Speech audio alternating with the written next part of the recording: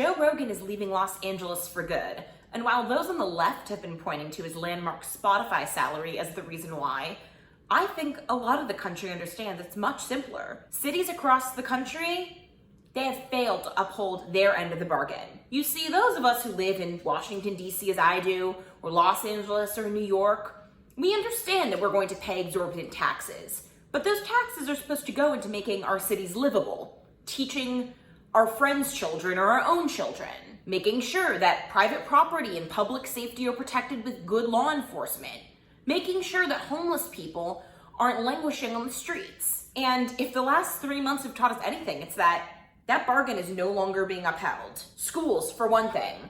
Under the guise of the coronavirus pandemic, teachers are refusing to listen to the CDC or the American Academy of Pediatrics, demanding that all learning be remote. Not only will this not work particularly well for 6 and 7-year-olds, they are now also declaring that they want to limit the amount of remote learning. The primary Los Angeles school district, which says that it won't go back to classes until charter schools are banned and the police defunded, are now saying that they want to formally put into the rules how many hours a day they can teach on Zoom, limiting it from a normal work day. Does this sound like something that has anything to do with the coronavirus? No, it doesn't.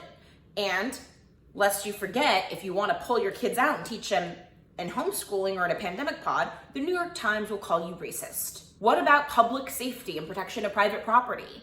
We've seen crime rates exploding across the country, and that's not just because riots are increasing, but also because cities have effectively kneecapped law enforcement. In Seattle, the police department already informed businesses, you're on your own. Not because we don't want to help you, but because the city has confined their abilities so much that they don't want to put their own officers in danger. Does this sound like anywhere where anyone wants to live?